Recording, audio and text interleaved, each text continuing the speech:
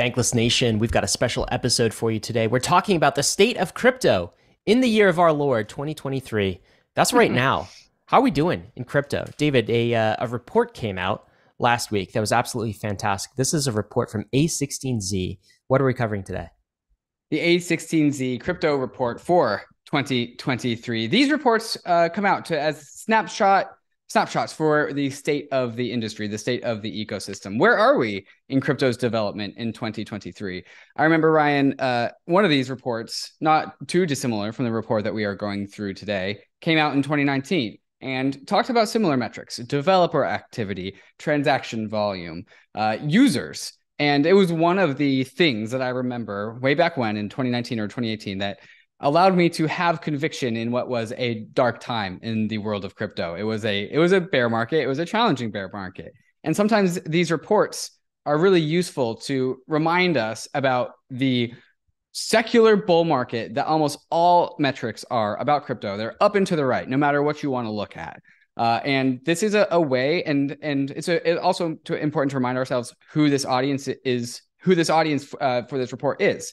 It's actually not for the crypto industry. It's for everyone else, I'd say. This is a way to view the industry from the outside in, using some very fundamental metrics to tell the rest of the world, hey, I know 2022 was a bad look for crypto, but if you look under the hood and look below the narratives and all of the hate that crypto has, the metrics are up and to the right. And so that is what we are going to into today. Yeah, totally. We've got a guest who's helped write this that we're going to introduce in just a minute. Before we do, got to tell them about our friends and sponsors over at Gnosis Safe. David, what does Gnosis Safe want Bankless listeners to know? First, I'll drop a meme where they actually would like to let you know that they want you to drop Gnosis. It's now just Safe. So you got me. Yeah, you gotcha. Yeah. So Safe is the brand new account abstraction SDK and stack out of Gnosis that the product is now called Safe. And so this is, if you want to build in the world of account abstraction and smart contract wallets, they have produced an SDK for you, along with some APIs and some cool other things to allow your developer activities to be seamless and easy. Not only that, but they are having an online hackathon starting on May 1st. And this hackathon is actually specifically to enable non-technical types. If you are a marketer, a communicator, a presenter, or some other form of non-technical devs, the May 1st hackathon being thrown by Gnosis, all around account abstraction, is for you. So there is a link in the show notes. If you want to get started building with account abstraction, building with Safe, accessing their SDK, all of those links in the show notes are available to you.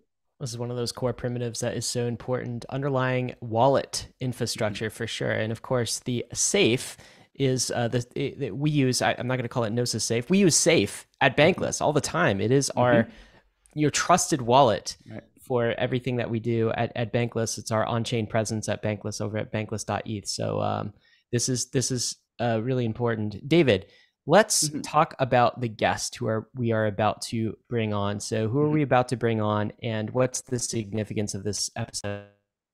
Eddy Lazzarin, the CTO over at a16z, is multidisciplinary, and we'll get into it a little bit about his background when we bring him onto the show in just a little bit. But psychology major, which gets me going, philosophy major, master's in computer science. And so I think he's going to be able to help us express some of the things that are going on in the crypto world that we're about to see in some of these charts that, like I said, are going up and to the right in ways that the rest of the world can understand. But these are also going to be charts that you are probably familiar with. Like I said, transaction count, NFT buyers, stablecoin volume, developer activity. All of these things are going to allow us to get a snapshot in time of crypto in 2023. And also, this is the second report of this kind that a16z has created, which only alludes to the fact that there might be a third for 2024. And so we're going to pick Eddy's brain about what might be in that 2024 report when it gets made in 1 year's time. Absolutely. This is going to be an episode about the state of crypto right now, and then what we can look forward to in 2024 and what some of the big opportunities might be. Guys, we're going to get right to the episode. But before we do, we want to thank the sponsors who made this possible, including our #1 recommended crypto exchange, the bridge from fiat to crypto, KRAKEN. Go check them out. KRAKEN has been a leader in the crypto industry for the last 12 years. Dedicated to accelerating the global adoption of crypto, KRAKEN puts an emphasis on security, transparency, and client support, which is why over 9 million clients have come to love KRAKEN's products. Whether you're a beginner or a pro, the KRAKEN UX is simple, intuitive, and frictionless, making the KRAKEN app a great place for all to get involved and learn about crypto. For those with experience, the redesigned KRAKEN Pro app and web experience is completely customizable to your trading needs, integrating key trading features into one seamless interface. KRAKEN has a 24/7, 365 client support team that is globally recognized. KRAKEN support is available wherever, whenever you need them, by phone, chat, or email. And for all of you NFTers out there, the brand new KRAKEN NFT beta platform gives you the best NFT trading experience possible. Rarity rankings, no gas fees, and the ability to buy an NFT straight with cash. Does your crypto exchange prioritize its customers the way that KRAKEN does? And if not, sign up with KRAKEN at kraken.com/bankless. Bankless is launching the Bankless Token Hub. At Bankless, we've been studying the crypto markets ever since 2017, and all of our research has led us to this, the Token Hub. You're a one-stop shop for alpha to help you navigate through the crypto markets. Have you ever wished for a trusted resource that would share their thoughts, ratings, and their opinions about tokens? Boy, do we have the product for you. The Bankless Token Hub is where we provide Bankless citizens with the alpha on the hottest tokens in crypto. We do the research, so you don't have to. The Bankless Token Hub includes the token ratings, where our team shares their research and outlook on the hottest tokens in crypto. Also, the Token Hub includes Bankless Bags, our own internal investment club. Bankless Bags is where we put our money where our mouth is. And for the Bankless Power user out there, you can access the analyst team 24/7 inside the Bankless Nation Discord. You can ask them questions and learn from a group of people deep in the weeds of crypto investing. The last feature of the Token Hub is the ability to upvote or downvote token ratings. The Bankless Token Hub lets you learn from your fellow citizens to rate these tokens yourselves. The Bankless Token Hub is launching right now and has already been beta tested by your fellow Bankless citizens. So stay tuned in the Bankless Discord for updates. And if you're not a Bankless citizen, well, you better sign up if you want access, because this corner of Bankless is available for citizens only. I'll see you in the Discord. If you haven't yet experienced the superpowers that a smart contract wallet gives you, check out AMBIRE. AMBIRE works with all the EVM chains, the layer 2s like ARBITRUM, Optimism, and Polygon, but also the non-Ethereum ecosystems like Avalanche and Phantom. AMBIRE lets you pay for gas and stablecoins, meaning you'll never have to spend your precious ETH again. And if you like self-custody, but you still want training wheels, you can recover a lost AMBIRE wallet with an email and password, but without giving the AMBIRE team control over your funds. The AMBIRE wallet is coming soon for both iOS and Android, and if you want to be a beta tester, AMBIRE is airdropping their wallet token for simply just using the wallet. You can sign up at ambire.com, and while you're there, sign up for the web app wallet experience as well. So thank you, AMBIRE, for pushing the frontier of smart contract wallets on Ethereum. Bankless Nation, I want to introduce you to Eddy Lazzarin, the CTO of a16z Crypto, overseeing the engineering, research, and security teams over at a16z, and like Ryan and I, Eddy's interests span across many disciplines, with a bachelor's in philosophy, neuroscience, and psychology, along with a master's in computer science. Wow, must have taken you a while, Eddy. I did maybe it in we're going to go see what all that varied background can do while we unpack the world of a16z 2023 crypto report. Eddy, welcome to the show. Thank you. Yeah. So how long did that background take you? I took a lot of classes every semester. It took me 4.5 years, actually. An I did every overachiever. summer. Yeah, no. Just very anxious to take classes. It was a lot of fun. So Eddy, like I alluded to in the beginning, anytime we get one of these ecosystem reports out, they're just really valuable to give us a snapshot of where we are in time. Crypto often is so frequently tunnel visioned into the week by week meta, right? Like last week, It was Chappello week. This week, it's Gary Gensler getting roasted week. But we never actually really have the opportunity to zoom all the way back out and really see the health and vitality or lack of vitality of the ecosystem as a whole. And so, like I said, in 2018, there was one of these. In 2019, there's one of these. So I want to ask you, just before we go into the more granular details of this report, what about this 2023 report is unique? How is this one flavored? What's the flavor of 2023? Yeah, well, crypto is a very social media phenomenon, right? And that's what leads to that extremely short cadence meta, right? I don't know that crypto could have happened without social media in the same way. So that is intrinsic to its character. But in 2023 specifically, it's a unique time, right? Crypto was huge the last 18 months, the biggest it's ever been by basically all measures. We saw a huge variety of products, new applications and experiments, and a huge number of upgrades. And now we're in a unique time because the macro is a little weird. The regulatory climate's a little bit weird. We're in the denouement, right, of the previous highs, and that just puts it in a new type of setting. Some people might say crypto's over, it's dead if they just look at the prices. But the whole point of the report, the whole thesis is that there are financial cycles and there are product cycles. And although financial cycles are volatile, connected with the macro, unpredictable, a whole phenomenon of themselves, product cycles are a little bit more predictable. They're not totally predictable, but you can watch them unfold and you can see the specific milestones as technological progress compounds. That's what we invest in as long-term tech investors. And so the purpose of the report is to remind us in this climate, all these crazy things have happened last year.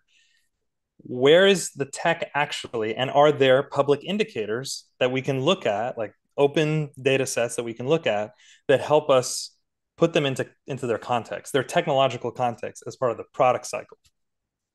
Beautiful, beautiful. And one thing I actually haven't mentioned yet is there's actually an output of this report, a product, maybe, if you will, of this report, which A16Z is calling the State of Crypto Index. And so we're going to go through a handful of different measures of the crypto industry. Like I said, I talked about some before, like active developers, number of contracts deployed, number of NFT buyers, stablecoin volume. And what's interesting and unique about this report is that A16Z has attempted to create an index of what seems to be like industry vitality. So that is at the end of this conversation, because we are going to walk through all of the components of that conversation. But first, before we get there, just like at a high level, what does it take to produce a report like this? Like what's the process like? How do you collect the data? What are the various sources? I'm assuming this is a big lift. Can you just like walk us through the back end of like what it takes to produce a report? Yeah, it is a pretty big lift. We've done a lot more legwork this year than we did last year, and we hope to do a lot more legwork next year than we did this year. Maybe I'll put it in its highest frame is that we're a little bit lucky in crypto. Maybe not lucky. It's part of the ethos, right? But there's a lot of public open source data sets. That is unique in crypto, whether it's things that are on chain or whether it's open source code or whether it's the reliance on social media where we can, kind of more or less look and check the metrics. The key indicators in crypto are open. So that makes it much, much easier. On the other hand, what makes it harder is that crypto's complex. And despite the fact that the data is public, it takes a little bit of teasing and unraveling. You kind of have to get in there into the nodes and figure it out. A lot of data came from variety of sources: Nansen, GitHub, Twitter, Dune, a bunch of dashboards that we're familiar with out there, a bunch of news sources like our academic data. That's kind of a cool one of our innovation indicators is academic publications. We had to build that out from scratch. So a variety of sources, the vast majority of which are public. All right, so let's go ahead and break open the first slide here. And the first slide already got me really, really excited because anytime somebody uses the words chaos and order, I get pretty peaked. And this first slide is apparent chaos has underlying order. And I think this is the most zoomed out slide that we could really start with, which I really appreciate. So there's price, interest, new ideas, startups and projects, all going all the way back to 2011. And all of these arrows, of course, go up and to the right. And so Eddy, why was this such an early slide in the report? Why did this come early? Yeah, that's a great question. This slide is showing a couple things. The first is that although there are financial cycles, like I mentioned earlier, there are product cycles, which we're going to get into, I hope. Even the financial cycles and the sort of the most hypey metrics and indicators that we can track, if you zoom out on a wide enough time horizon, they're a little bit more orderly than things may seem. And that's because they are slightly, each of these ones, if you go into each of them, like the price, the interest, even the ideas to some extent, and maybe slightly less the startups. Each of these things are side effects of the financial cycle. So you're going to notice volatility. There's this post we wrote a couple years ago, feels like yesterday, but also ages now, called the price innovation cycle. You can go find, where we talk specifically about the relationship between these things, right? The price leads to interest, price changes, price volatility, price going up leads to interest. Interest leads to new ideas. New ideas lead to new projects. And then projects develop the products of the future that end up in a long enough time horizon catalyzing the price. Right? Exactly. Yeah. This exact pattern. And I think, if we kind of internalize this and choose some indicators of each of those facets, each of those dimensions of the space, you go back to the apparent chaos as underlying order slides. Like if you use certain metrics for proxies for each of these things, you can see they all move in some kind of step. And I think if you zoom in a little bit more, you can't do that here, but if you're, yeah, exactly. If you were to kind of zoom in, you'd see that there is a little bit of a leading indicator property of price. There is a little bit of a leading indicator property and interest with relating to new ideas, and so on and so forth. It's not an ultra scientific analysis, but this pattern has been true in tech in general. And it's particularly true in crypto, where I think there is a more volatile financial cycle, which we can talk about some of the reasons why, but it's a general property of technological change and technological revolutions. Eddy, I want to ask you about the kind of the product cycle versus the financial cycle, the price cycle, right? But before we get there, just really quick on what's in front of us. So we're measuring price here, and you guys are also saying the market has undergone 4 cycles. These are like boom bust cycles, right? And that pattern persists across each of these metrics. And certainly anybody who's been in crypto and like zoomed out on the charts has seen that reflected, those cycles reflected in the price, total crypto market cap over time, which is how you guys are measuring it. We peaked at like 3 trillion in this latest cycle. I suppose, was that the 4th cycle then? And now we're entering the 5th. Is that right, Eddy? It was definitely the 4th. Whether we're entering the 5th, I must know comment. You're not ready to say yet, but let's talk about that maybe in a little bit. Anyway, we have price, and that has had boom bust 4 different cycles at least. And then we have a measure of interest, which you guys are measuring by social media activity. Is this like all social media platforms, like Instagram? In this case, Twitter? it's Twitter.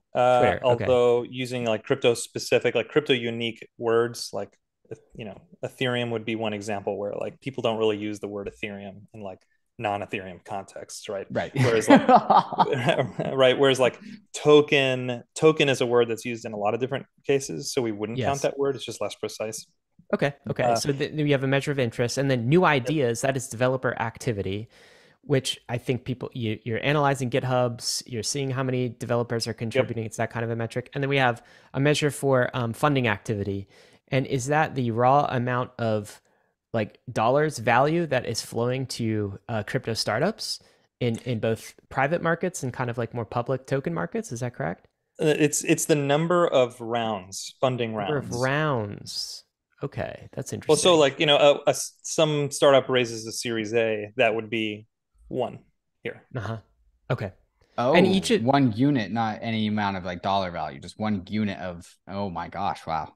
Why do you do that? Yeah. Why is it just like kind of 1 unit? Why not dollar amount? Well, the dollar amount is further magnifies the price issue, right? Right. Because if there's capital markets have their own pricing, so you would kind of intermingle the price characteristic. It'd be redundant. It would be, it'd be a little bit want redundant. A nice clean metric of funding activity, which is just kind of the number of rounds that are happening. Yeah, although to be fair, I think if you were to just do it with price, it would look more or less the same, like the total amount of dollar rounds. Which is that's what we're seeing across all of these different metrics, is kind of these cycles that sort of mirror one another. And what we're seeing also is a compound annual growth rate, a CAGR, for price of 75% compound annual growth rate for price from inception up till now. Social media activity has been 63%. Developer activity has been 84% compound annual growth rate. And startups and projects, like the funding activity that we're just talking about, has been 62% compound annual growth rate. So all similar numbers across these various metrics. That has to be no coincidence. Good question. Who knows? I mean, we certainly didn't select them that way. Yeah, I mean, I'd have to speculate. Well, let me ask you this. So we've got the finance cycles, which people are most familiar with, and then we got product cycles, which you're making the distinction. That's what this report is really uncovering. Yep. In my mind, you tell me if this makes sense to you, Eddy. It's like sometimes when we talk about crypto investors, people are like laser focused on, oh, that means somebody who is buying an asset, right? That's right. Something that's affecting price. But there are also other types of investors in crypto, aren't there? So if I'm a user choosing to invest my time on a crypto on DeFi, for example, or in an NFT, for example, that is like a time investment from a user and is another type of investment of attention or time or something like this. And also, similarly, developers, when they are choosing where to spend their career, isn't that the most precious investment that they can actually make? Like, what tech stack am I going to dedicate my career in? Where am I going to extend all of my energy and all of my skills? Developers and users are types of investors too. And so what we're seeing is it's just like different types of investors that are non-financial investments. It's kind of like time, attention, human resource type of investments. Is that how A16Z and this report sort of looks at them? Is just these are also other investors? That more broad, the generous interpretation of investing, I'll go with it, right? Like I believe that when developers decide that they want to do a thing, whether it's just because it's fun and exciting or whether it's because they think that their career, could be built on this, that to me is a really strong sign, right? And that's what, like, you go to Chris's thesis many years ago about how what the nerds are doing on the weekend, right, is what regular people are going to do on the weekday, in the future, right? I believe that because I think when people have time and attention to dedicate, it ends up attracting to the powerful things, to the exciting things, to the new things. So I definitely take that as a strong indicator. I'd say that developer activity, if you look at it as like a supply chain or something like that, we metaphorize it as a supply chain. Developer interest and developer activity is upstream of all the exciting things. That's why it's a preoccupation for the space, and it's incredibly important for us, right? We track that. We're always listening to what entrepreneurs say they're excited by, what they want to be building on, what tools they want to be using, which ecosystems they're attracted to. That's an incredibly key indicator. We use it scientifically, like, well, whatever, scientifically, like in this kind of context.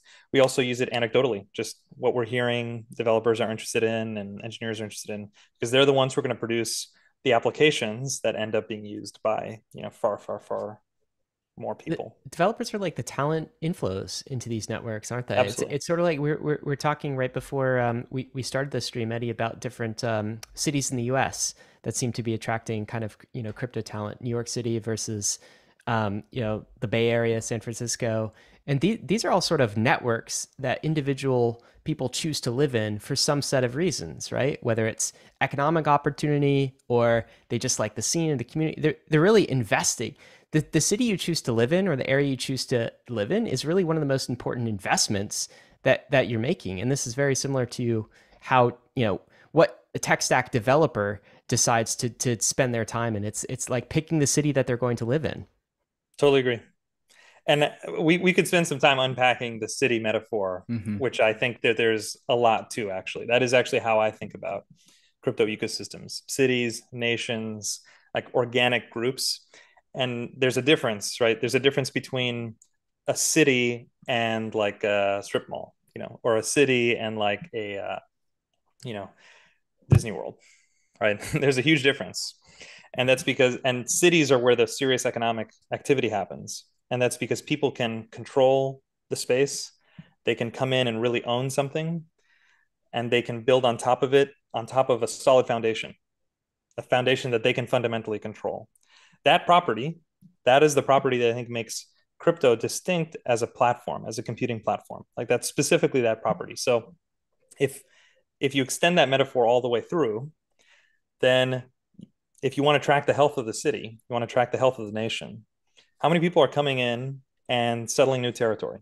How many people are investing in terms of their time and building the infrastructure and the businesses and the interconnects, all the types of things that are necessary for real economic activity? How many people are doing that? When I see the developers metrics, that's what I feel like I'm interpreting. Yeah, and I want to get your perspective as to why developers tend to be so sticky in this industry.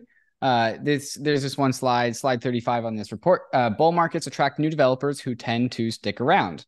And this is a measure of active developers in the Web3 space. If we go back all the way to 2016, it looks like we had somewhere around 6,000 or 7,000 of them.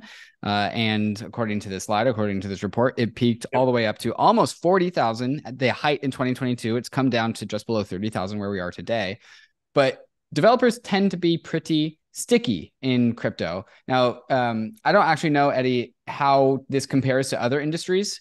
I don't know if developers are more mercenary in other industries, but what you were talking about just now, that Ethereum, NFTs, tokens, non-sovereign state money, gives developers more ownership over the things that they're tinkering with, which is my initial reflex as to the answer to the question why developers are so sticky in this industry, if they actually are. But I'm wondering if you have a perspective on there. Are developers as sticky as I'm saying as I'm saying they are? It's a great question. I'd love to compare it with other spaces. I know that, speaking very generally before I say, specific things about crypto, engineers do love their programming languages. They do love their tools. They do love their specializations. And that in itself creates incredible stickiness. That's why programming languages, for example, have some of the greatest network effects in all of tech, even though they aren't directly monetized usually.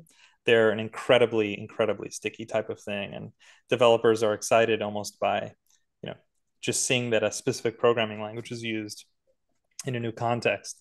Is it like a crypto tribe, but for languages? Is that a way to think about it? Well, yeah, I think there is that. And I'll say just, in my day-to-day, I talk to a lot of software engineers who are working in crypto. And something I've got to say is pretty unique is that software engineers in crypto, by and large, the vast, vast, vast majority. I'm actually, I don't even know why I'm hedging, because I'm just hedging because I'm cautious like that. But they get it. They're crypto native, right? They're diehard. They're there for the mission. They understand the reach. That is a unique property that I did not really encounter in my career before getting into crypto. Interesting. There's another slide here that I had up here. Verified smart contracts are at an all-time high, indicating a robust pipeline of product launches. And this is a graph of verified smart contracts, which was around maybe the 2000 mark in the 2019 to 2020 era, and then has just been on a linear up trend all the way up to breaking 30,000 this year. So what does this tell you? What story does this weave for you?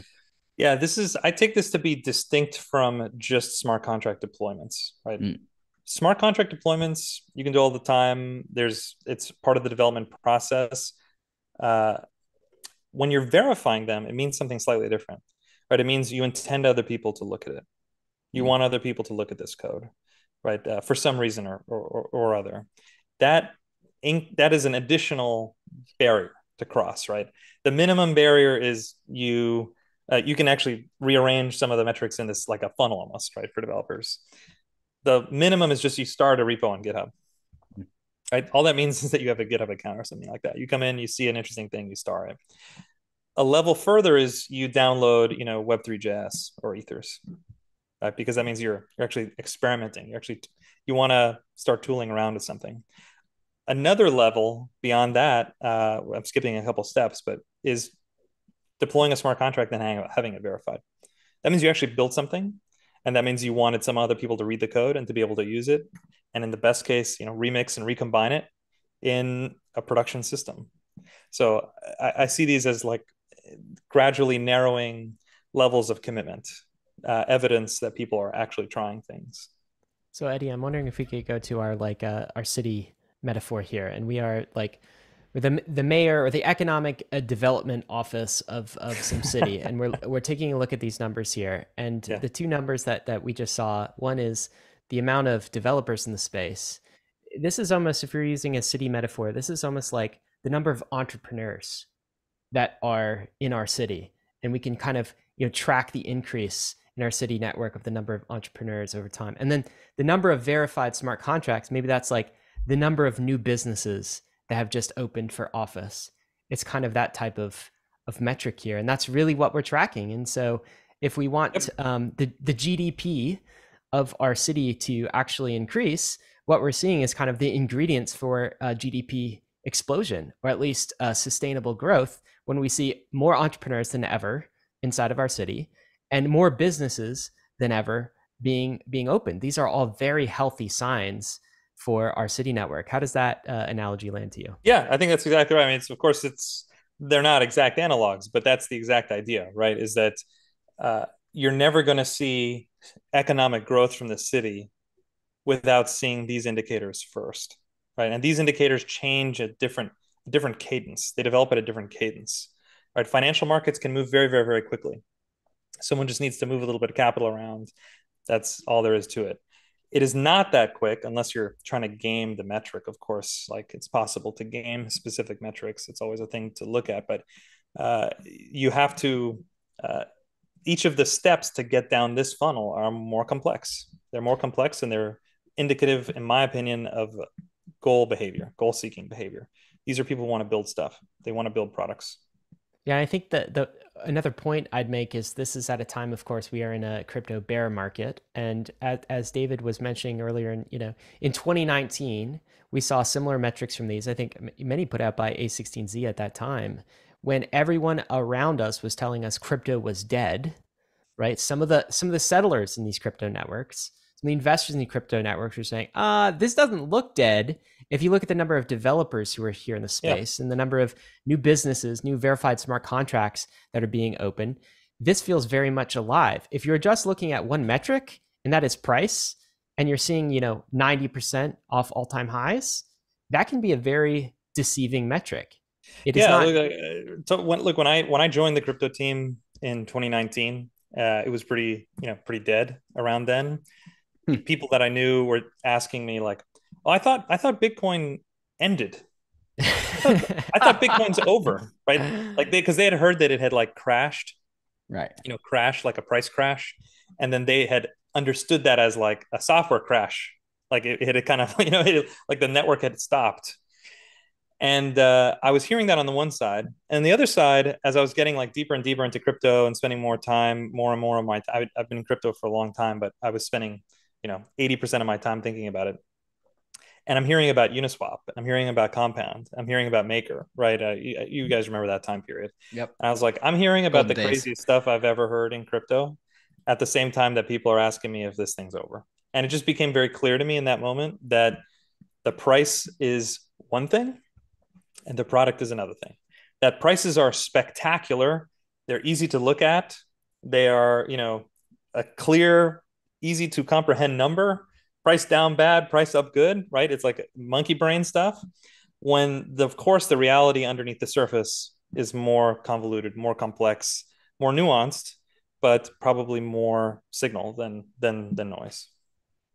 I want to jump back to a similar theme from our very, very first slide that we talked about with these macro trends. So this slide that I want to show next is actually just the slide below this one, but I think this brings us back into a price conversation where like I really like the price is spectacular. That spectacular word is great for that particular metaphor. This next slide is great products get built regardless of financial upswings and downswings. And so I think that really carries us next what you were saying, where man, Maker DAO was just a magical moment. I just minted money. Meanwhile, like you said, I had one of that same experience where like I said I work in the crypto industry, and they're like, "Oh, Bitcoin, is that the thing that's failing right now?" And so like, can you walk us through the importance of this slide? Because I think much of these logos that we're seeing on the screen here, which are logos of companies that were founded from 1999 all the way up to where we are today. Yep. This slide is to say like, hey, innovation happens no matter where we are, and the price doesn't matter. Can you walk us through the importance of this slide? Yeah, look at like I'm sure you guys remember 2009, one of the most brutal macroeconomic markets we've ever been in. Who doesn't know all those companies? Who doesn't follow all those companies, right? For the podcast listener out here, we around the 2009 era, we got Square, WhatsApp, Uber, Instagram, Stripe, also Bitcoin, Airbnb, Snapchat shortly thereafter, Zoom shortly thereafter. Yeah. So yeah, lots of stuff. Yeah, lots of stuff, and that's because even though some may have thought it was crazy to start startups in that time period, the reason why each of those companies was founded at that time was because the technology was finally ready. That is the underlying story, right? We see a bunch of like photo-based applications around that time period, video-based applications, modern web stack applications, mobile-specific applications. That was like the dawn of iPhone and the mobile computing platform, right? The reason they were founded at that time and not earlier and not later is because they were founded as soon as the technology was ready. It had nothing to do with a financial cycle. Eddy, are you saying that it's actually the best time to invest, not financial advice, of course, is when everyone else thinks the thing is dead, but you see underlying life in the product and the technology seems ready? I could never give financial advice in any such. That's not my that style. That has never happened on this show. It would be a first. Yeah, but I'd say to be greedy when people are fearful, right? I want to jump forward to this slide 23 for the people who might be following along. The world's biggest brands are exploring Web3, beginning with NFTs. And then I'll also jump backwards a slide. NFT creators have earned more than 1.9 billion in royalty revenues. And that also reminds me of one of the first slides that we actually talked about, which goes back to the interest in social media activity.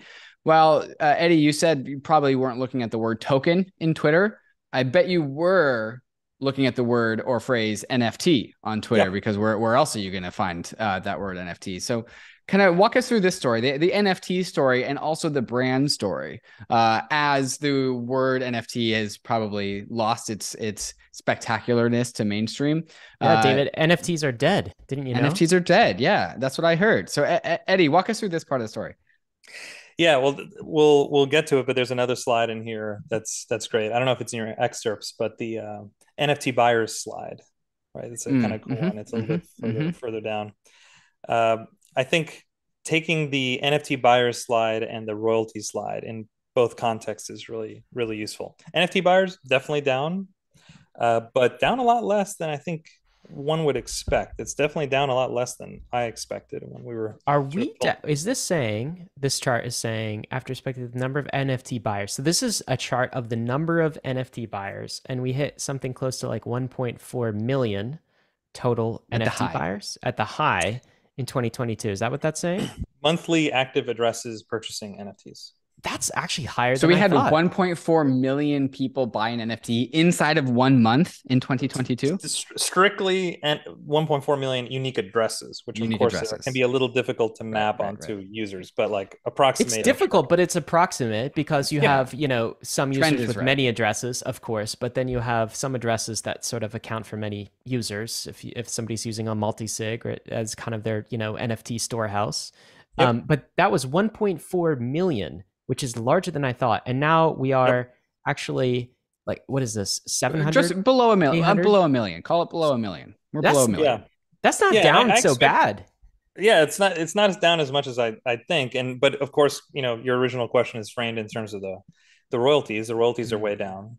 So I'd say what's happening with NFTs? Well, NFTs are in their earliest state, right? They are, in fact, this may be an interesting segue to something else. So I'll try to remember, but the NFTs are really simple right now, and NFT royalties are really simple. Transfer-based royalties are the first time we've tried some kind of economic model to link secondary sales to the authors of those collections. There's going to be a lot of experimentation, a lot of contention around what the best royalty models are. The evidence right now is that the take rates are shrinking for NFT-based royalties. And of course, I'm putting aside like marketplace competition between like OpenSea and Blur and others. So the royalty slide I think shows like there was a huge burst of NFT creator royalties. They're down a bit, but I expect a lot of experimentation to figure out the best way to link communities interested in collections and the creators of those collections. So like that's kind of like what I would say about this slide. In terms of the brands, it's always interesting to me. I never really know exactly what to think. I have talked with some of these myself, and without naming names, like some have definitely impressed me with their crypto nativeness, some not as much. But in general, like brands tend to follow the heat, and some can successfully capitalize on it in ways that's impressive. Uh, I'd say that in general, I think of the brands as sort of a lagging indicator of development in the space, but they are an indicator that there's excitement, that there's potential product market fit. It's not something to rest your laurels on, right? You should. It means that we've started to reach some product market fit in some aspects of the products. Right. If they are following us, that's great, and we need to continue to lead, or else they will stop following us. Absolutely. It means that there's something that they get. There's something that they like. There's something that they want, right? Mm-hmm. Otherwise, they wouldn't do all this work. Mm-hmm. It doesn't mean that it's done. It means that we need to understand what that is and continue to build the infrastructure to make it more accessible. Right. We are not passing on the baton of responsibility onto Starbucks and Reddit. That still remains in the hands of the developers, but it's a good signal that we are at least leading them in the right direction, at least hopefully. Yep. So I want to go back up to one of the earlier slides here, and I'll collect a bunch of them. There are some Ethereum focused slides here. Blockchain extending rollups are scaling Ethereum. If you go back to the mid of 2021, we basically had 0% of Ethereum layer 1 block space that were consumed by layer 2s. Now we are up to 7% 1 quarter into 2023, along with an increasingly exponential, only so much data, but an increasingly exponential rate of blockchain block space. And then there's another slide here. Blockchain transactions exploded as scaling technologies reduce transaction fees. And so this is a chart of total unique transactions going what it looks like basically a floor of 0 by comparison in 2020 up to over 1 billion transactions. And then now also simultaneously, Ethereum now consumes 0.001% of the energy that consumes versus YouTube consuming energy annually. And so all of these slides came pretty close together in the report, Eddy. And so I want to actually ask you about, like, again, this report I'm assuming is made for the crypto outsiders. So they come in and they see a slide about scaling and energy consumption. Talk about this angle of the report and what is really meant to do. Yeah, so a bunch of things. Mm-hmm. One is evidence that it's actually scaling, right? Ethereum is actually scaling and paving the way for other types of blockchain solutions to scale. That is an incredibly important thing, right? So we could actually spend a long time talking about this. So I'm going to try to keep it really, really short. But I think scaling is like a perfect kind of like midwit diagram to me, right? Like the left side, they're like, blockchain's too slow, need more transactions, need more block space, right? The midwits might argue like, no, what's the point? It's never going to reach centralized scale, or like, there's no applications or something like that. And whereas I think the top says like, we need more block space, like things need to scale. And the reason for that is that we could touch any area in this report, any area in this entire report.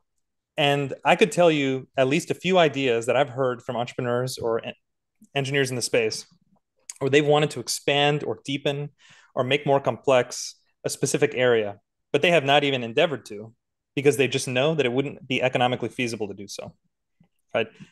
Pick an area, we can go into it, but we need scalability in order for there to be wasteful experimentation and playful experimentation, goofy product ideas, complicated stuff, crazy weird stuff. We need that. And in order to, the best evidence that we're getting there, that we're setting the stage for whole new waves of experimental applications, is showing that there's more throughput and that it's actually happening. There's more block space, more high quality block space. It's unfolding before us. That would be kind of the way that I'd sum it all together. Eddy, I remember talking to Chris Dixon about the 2022 report, and this was just when layer 2 cheap block space was becoming like just starting. It was a year ago around this time. And his comment was, this is crypto's broadband moment. And what I'm sort of seeing on screen here is like, it looks like, as David was saying, number of transactions in the, I don't know how many this is right at the very bottom, but it almost looks like it rounds down to zero. It's very small. And then it just sort of takes off. The number of successful transactions across all tracked blockchains in 2021 and 2022. And now even Ethereum block space, sort of the premium block space, is getting even cheaper with layer 2s. Is this crypto's broadband moment? You guys investing through like other internet phases, of course, where like the internet literally had a broadband moment where before a certain class of applications wasn't possible. YouTube wasn't possible. Uber wasn't possible. So many things were not possible when we were on dial-up modems. And then suddenly, as broadband infrastructure became widely available, people had fast connections in their homes, all sorts of new consumer applications became available. And then we went mobile. Now they were available kind of wherever you were in the world. Is that what's happening in crypto? Does that analogy hold? Yeah, that's the analogy that I use. I think that's exactly right. And I'd say that I think optimistic rollups have been a little slower to unfold than I expected. But I'd say that zero knowledge systems have developed faster than I expected. I could give all kinds of qualifications for why it's kind of unfolded exactly the way it's unfolding now. But I think it's a critical prerequisite, right? I think a lot of people are excited about rolling their own L2s. A lot of people are thinking about the interoperability solutions between them. We're going to get even more scaling with 4844 as it comes down the pike. I think I do think of it that way. I think of it like a broadband moment, but it's also important to situate all the other types of things that we need, right? We need a little bit of broadband. We also need React, right? That's an interesting one, right? We need like developer frameworks. We need, we need whatever the crypto native equivalent is of like, forgot my password, obviously, like there's one. We need more sophisticated smart contract wallets, account abstraction, that type of thing, things that improve the user experience.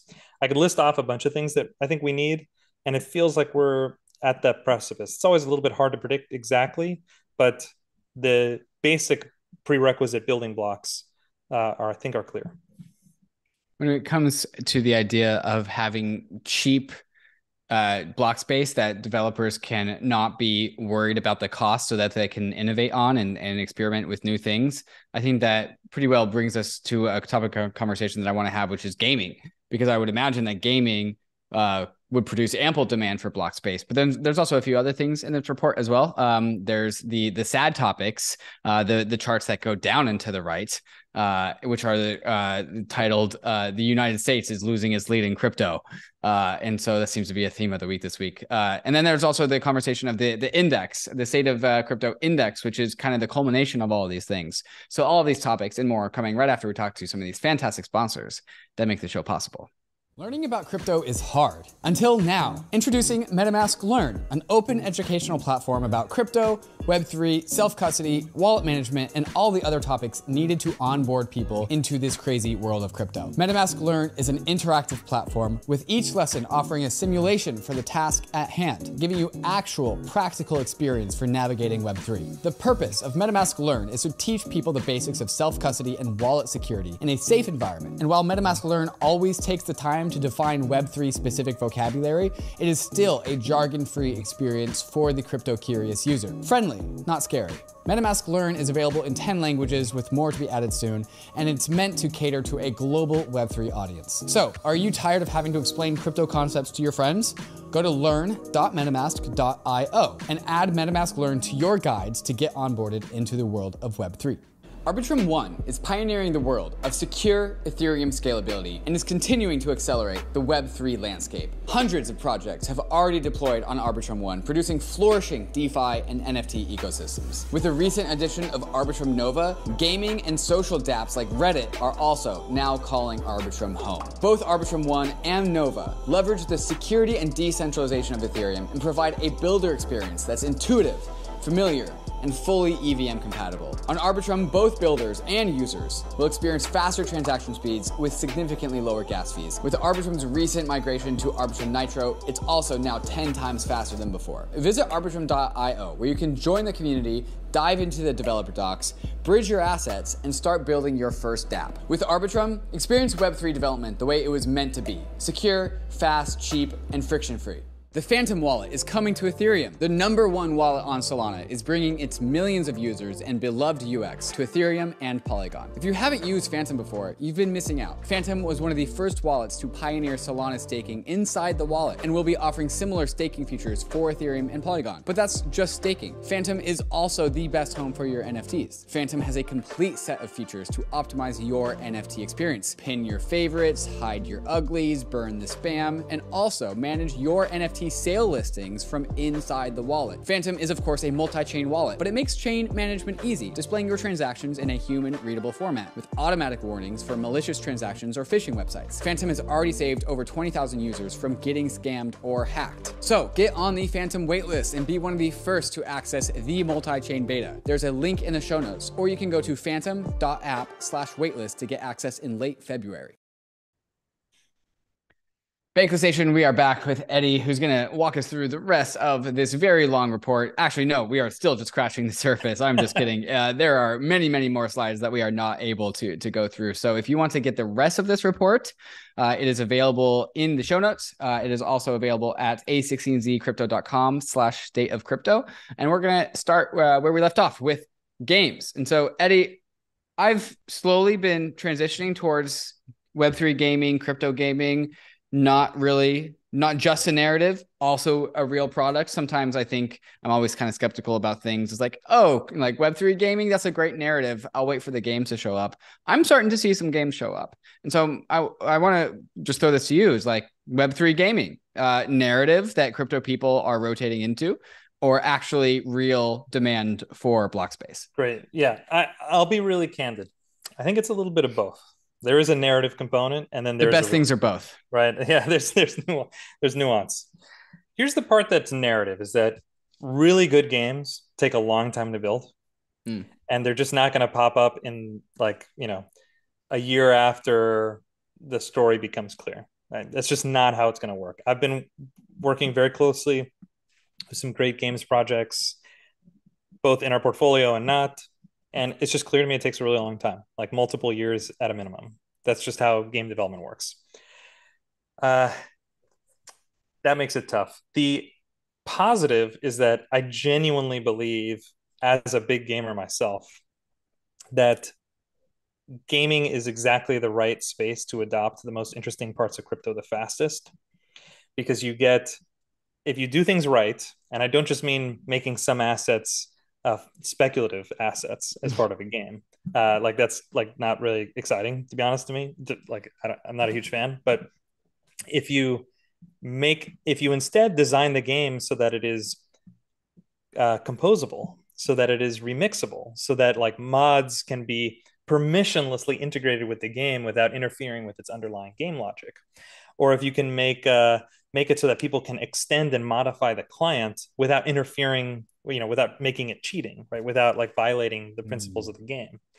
These are really, really, really interesting areas. Composable games, places where people can interconnect different types of game logic. I don't mean item from one world to another. I feel like that's a little more narrative than it is reality. I mean something more I can make a mod on the game, and it's a multiplayer game, and other people can play in the mod in the same shared world without me having to set up my own server, right? The mod just changes the game at that moment, and it's not cheating, and it's not giving me a weird edge because the mod had to adhere to rules that are verified in consensus, right? I know that was kind of a lot, but I think it's a whole new type of multiplayer that will be possible. But again, I say it's going to be a while. It's going to be a couple of years. We have a lot to develop, scaling stuff, ways that game development tools are game developers need frameworks. They need things to make things performant, make graphics work, make it easy for game designers to develop compelling game experiences, all that type of thing. So I'll kind of leave it at that. I hope that's not too much. I think the gamer in you is definitely coming out, because I think what a lot of what you're talking about is like fully on-chain games on like Fully ZK on-chain. EVMs that I think is like Yes. some of the coolest nerd shit that I can really think of that can come out of the crypto world. And we've been talking about it for years. And I'm like, I think the best thing that came out that was close to this was like the Dark Forest prototype. But I would imagine that Yeah, like, exactly. And the thing is, a bunch of very cool projects got spun out of Dark Forest and were inspired by Dark Forest, which is, it's been a while now, like 2 years since Dark Forest came out, and they're still trying to figure out how to make it work. It's not because it's impossible, it's just that it's very, very difficult. So I'd say, although I'm in the long run extremely bullish and excited about the types of fully on-chain game experiences we can make, I wouldn't hold my breath, and it's not going to just come around the horizon. I was going to say the same thing. I'm not sure I would want to hold my breath for that. And so I'll throw back the question to you. This slide about the state of 2023 in crypto, Web3 games are a huge opportunity to welcome new users to crypto. Where are we on that? Assuming that this is a curve that hopefully goes up. Yep. If we make that implicitly bullish assumption, where are we on that curve? We still got to be really early, right? Yeah, I think we are, but what we're going to see is different game projects dipping their toes deeper and deeper into the waters, right? Okay. The fully hardcore on-chain game, everything, blah, blah, blah, that's a while out, because that's, as far as I've seen, the maximal articulation of that vision, right? There's a whole spectrum of articulations that get us closer and closer and closer. We're going to see a gradual waves of projects that are getting closer. Let's see. Like, there's already some obvious benefits that are, there's kind of business reasons why it's clear they're not happening, but take as an example, like skin marketplaces, right? Like for CSGO skins and stuff like that, like in the Valve's marketplace. I think it's pretty plain and pretty clear that if these were fully on chain, just for trading the skins, there would be a lot of benefits to the users and to major skin traders and collectors. More liquid markets, more competitive pricing, safer systems, less fraud. I think it would be a huge improvement.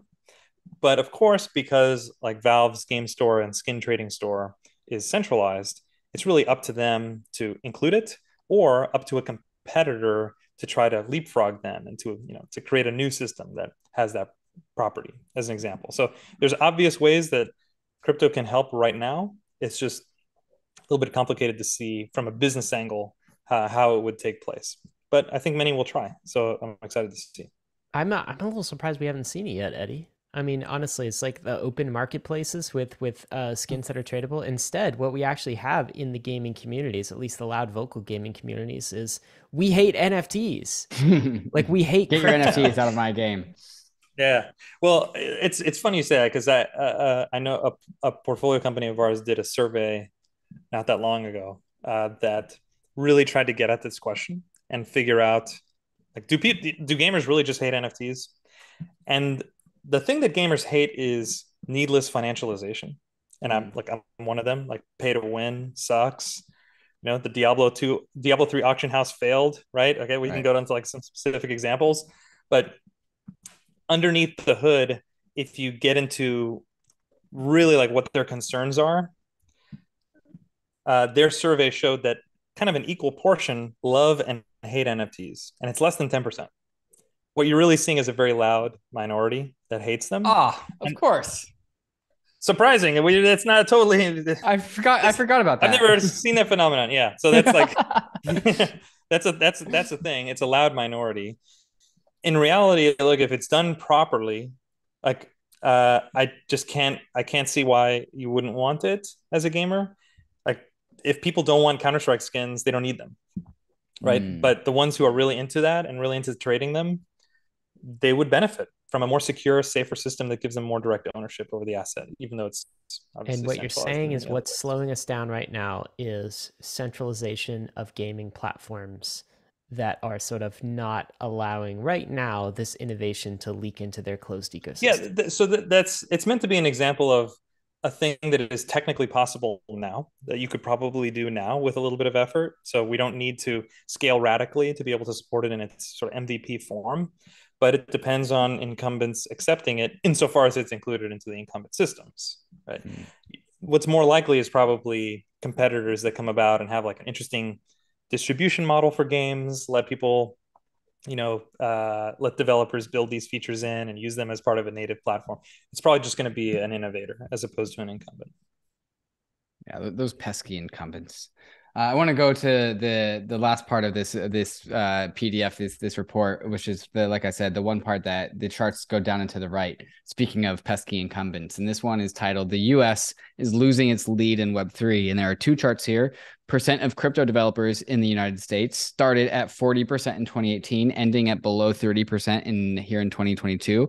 And then top crypto website percent of traffic from the United States, starting about 22, 23% in 2018, and now we're down to just above 15%. So Eddy, what's the story here?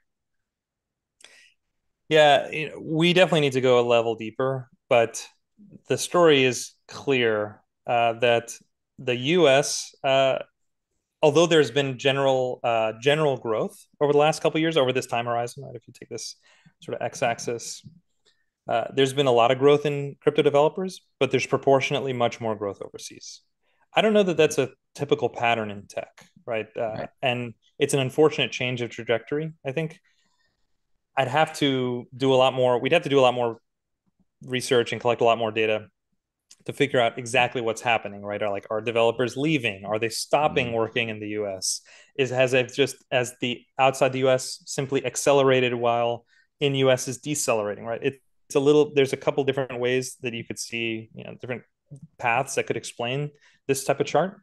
But either way, I think it's really clear that we need much clearer regulation around crypto in the US. Because I get questions from a lot of engineers asking, like, look, should I move somewhere else? Like, am I taking risk by being in the US? Like, should I start my company somewhere else? To be clear, that comes up a lot. So this is the simple fact of the matter is, as the slide presents, the US is losing its lead in Web3. That's what the data is showing. Percentage of crypto developers down, percentage of top crypto websites down, but it's almost up to interpretation as to why that's happening. Yeah. There are some, I guess, ideas we might have around that. One, on the positive side, it might just mean the rest of the world is really like hitting the pedal to the metal. And look, this technology has always been about like unbanked or bank the unbanked, right? And so maybe worldwide it's kind of saturating, but at the same time, what you are hearing, and I think what we feel being in the US, particularly at this point in time, in the last 6 months, is this increasing pressure on crypto, basically messages from some of our, not all, some of our regulators, some, not all, of our lawmakers. Certainly, now it seems like the executive office of the president right now, that like crypto entrepreneurs aren't exactly welcome in the United States. And I want you to contrast that, because I know, Eddy, a16z has been investing in technology for many years, in many cycles. And, crypto is just kind of one flavor of the internet and of like software eating the world, which is sort of how I think about the a16z thesis. Is this a first? Has the US ever been actively aggressive and like pushing technology outside of its borders? Because I don't recall this in Web 1. In fact, it was like the opposite. And I also it was the opposite in Web 2. Okay, so what's different now? What's happening here? This is material for a whole other episode. I think a lot of things have changed without going into like too many dark areas, right? Tech is not where it used to be. In the 90s, tech was this cute sort of toy. It was interesting.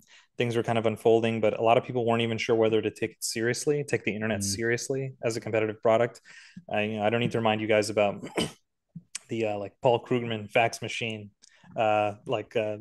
newspaper cutout, right? That's how people thought about it, right? It's kind of hard to regulate a thing to the teeth when you think of it as a toy that nerds work on in their garage. More recently, it's become clear that tech is a profoundly transformative, disintermediating force, right? For some groups. Take journalists. It changes power structures, is what you're saying. That's exactly right. And I'm talking about Web 2, right? I'm talking about Web 2. I'm not actually talking about Web 3. I'm like social networks have totally transformed how the press works, how politics works. I think politicians, when they see grandiose claims about transformative technologies, their default position now is unfortunately skepticism. Now, I'd like to see that change, because my genuine belief is that technological strength has been a part of what has improved quality of life so much for so many across the world over recent decades. And it's been an integral piece of the United States economic lead. So I think it's a huge mistake to think of it as a mere risk. I think it's only serves to benefit us, or in net will benefit us significantly. So I wish they'd treat it with a little bit more nuance. I'm still hopeful, right? It's not like the story's over, right? We're kind of at the beginning of the political stage of the story, but that's certainly what it feels like. And of course, I'm speaking for myself. Right. Yeah. I guess it's one thing that Web 2 kind of had it easy, where they could just waltz into it because no one knew about the revolutionary potential of tech. And now we have Web 3, which, like, okay, we've seen this once before. And now this one's about money. And there's already Wall Street finances integrated into the incentive structure, which presents additional friction. But I will say that this sad part that we are having in this episode is actually only coming from the three guests on this show, the three people on the show, our US centric bias. So like the rest of the world is like, there's a silver lining. There's a silver lining. Look, like crypto was always supposed to be global technology, right? That's been kind of the promise from the beginning. So note, I haven't said that crypto is going to end or be over, right? I just don't think that. Instead, the shape of its development and the locations of its development may shift, depending on what people do. I mean, I can't help though, but be sad for the United States, be sad for America, because you're right. This is what this is. This is not crypto's loss. This is the U.S.'s This is our loss. This is America's loss. Yeah, the narrative, Eddy, that you just painted, I think that kind of rings true to me. Like in the 90s, the existing power structures were not afraid of technology. They didn't think it was like anything that would change the existing structures. Now we've seen multiple generations of the internet and tech, and now the power structures are taking it much more seriously, and they are much more threatened by it because they see how quickly things can completely change. That might account for the posture we've seen on Web3 and crypto. I think that's exactly right, and I think, and I'll just throw this out because I'm very confident about this, that it's going to be even worse for AI. So, yes. Oh, cool. So crypto can use AI as a heat before the storm. Like, go look over there, Gary Gensler. Go look at AI. We're fine. Gary Gensler did bring up AI in his hearing today. Oh, really? Which was crazy. Yeah, but I know we don't want to touch. Invoke that name right now. Yeah, we don't want to invoke it too much. I want to actually kind of move on to the conclusion, what I'm calling the product of this whole entire report, which is this index. The State of Crypto Index. And so this is something new. Like I've said, we've seen a lot of these reports before, but we've not seen an index of this. Can you explain this part of this report? Real-time data, right? Yeah. What is this? Not real time. We're going to update it monthly. It monthly. It's not real time, but maybe real time at some point. The way I think about this, if you scroll down just a little bit, so we get all three charts here. Yeah, perfect. We talked about some of these metrics, but not all. So I'll just kind of zoom out and give it in its biggest framing. If there's a product cycle, then we should be able to see indicators of development in that product cycle, right?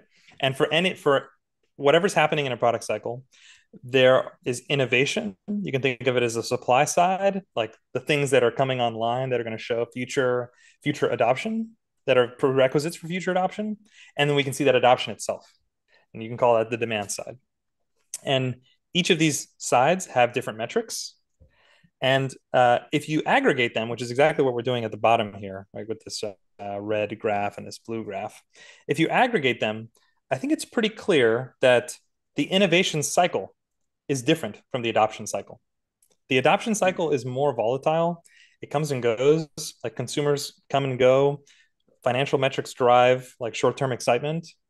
But if you look at the innovation side, it is much steadier, much smoother. And if you click that index parameters, that's plus there on the right-hand side. If you click that, you'll see all of the metrics inside of the index, right? Mm-hmm. And you can see like in the innovation side, we have like active developers, interested developers, contract deployments, library downloads, academic publications, and they all have weights. And the purpose of these weights is that we're not trying to create like a totalizing objective, index that's like, this is like exactly like the exact number you need to track in the space.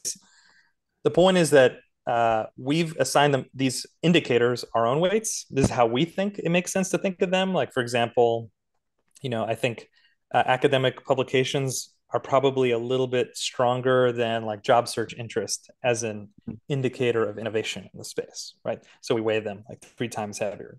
But you can change that. If you disagree, if you think job search is like the most important thing, you can. You know what? I do disagree. I'm going to change it to a 10, and this is down to a 4. And exactly. Then you'll see like the shape of the graphs will change, and we'll aggregate them thusly.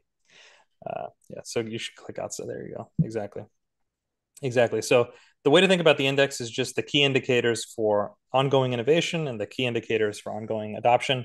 We're very interested to hear how people think about the weights, how people think about the metrics, what other metrics based on ideally public data sets, but we'll entertain other things like what other metrics do people want to add?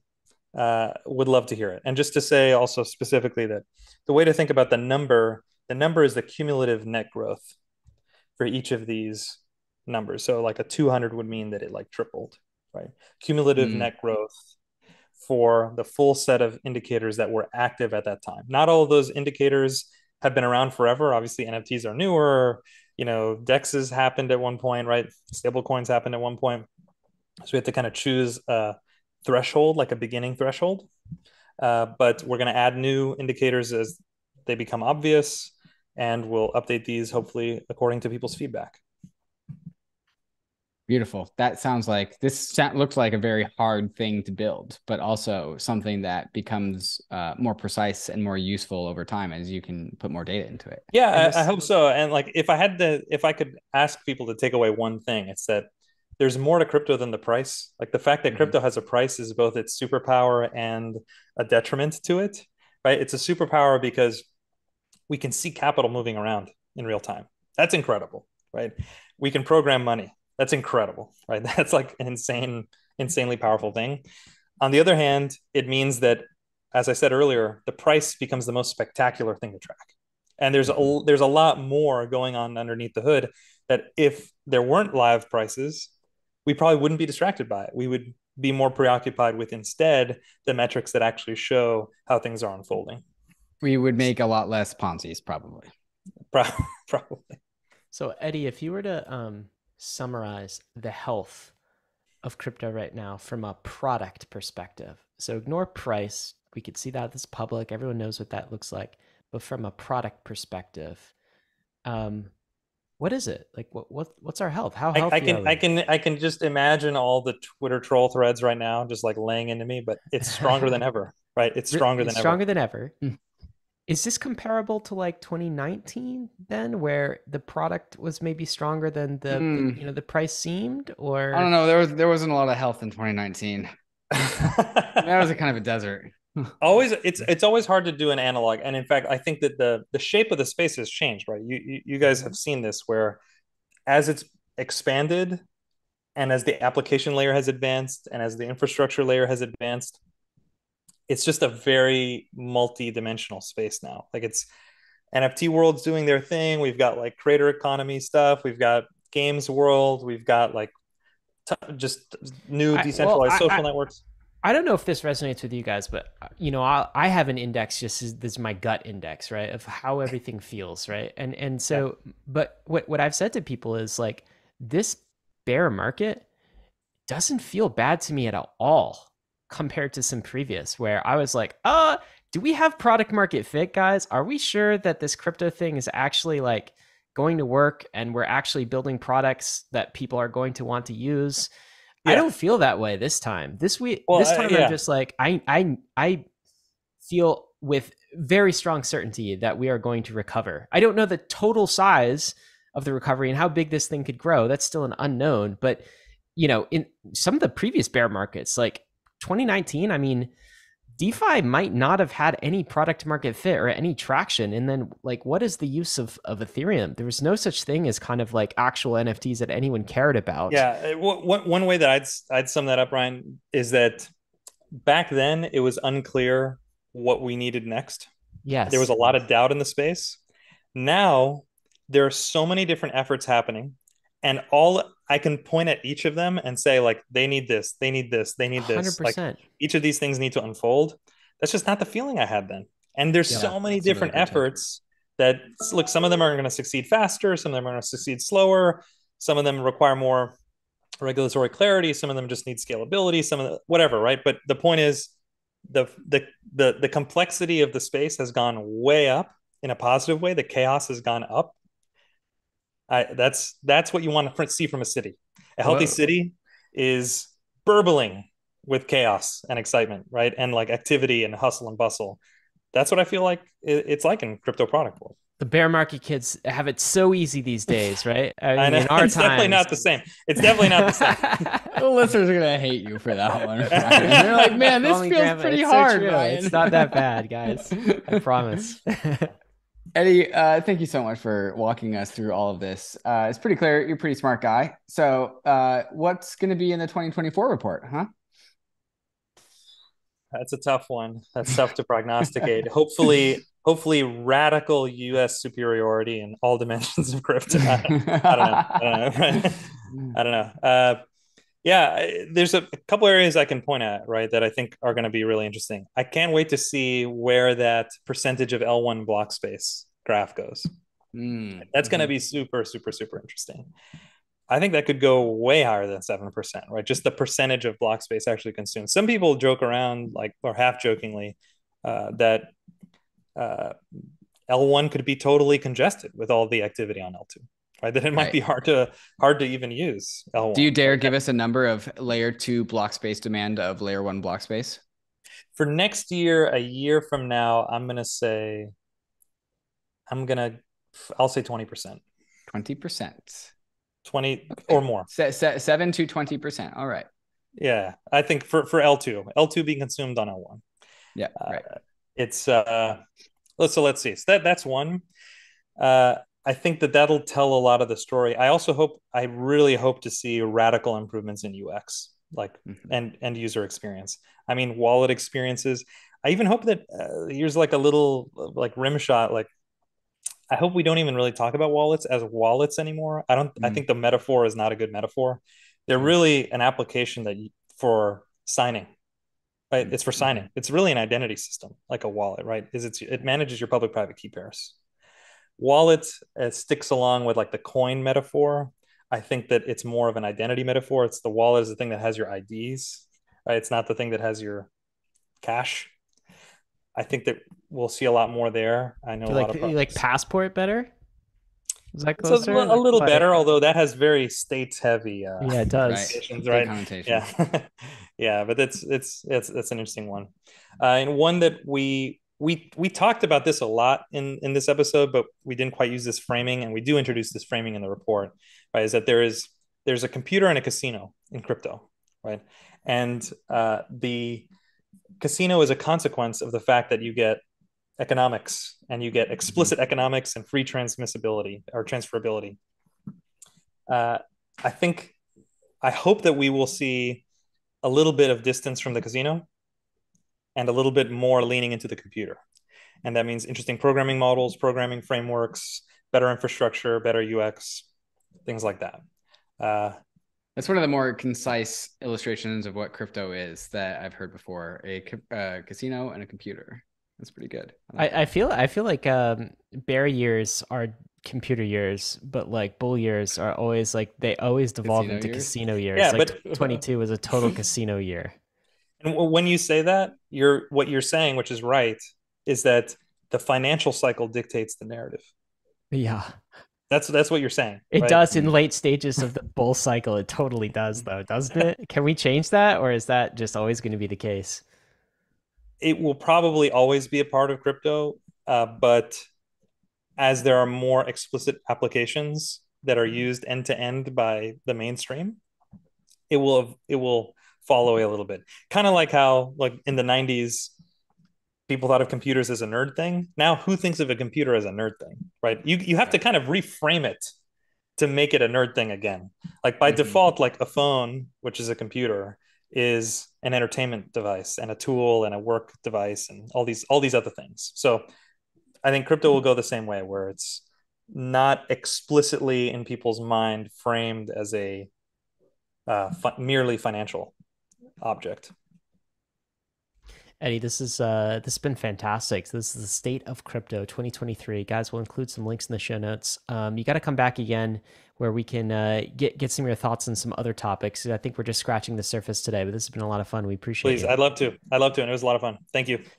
Risks and disclaimers, of course. Got to let you know, crypto is risky if you didn't already know, at least on the financial side. But we're talking about the product cycle today. That's not as risky. Got to tell you, though, you could definitely lose what you put in. We are headed west. This is the frontier. It's not for everyone, but we're glad you're with us on the Bankless journey. Thanks a lot.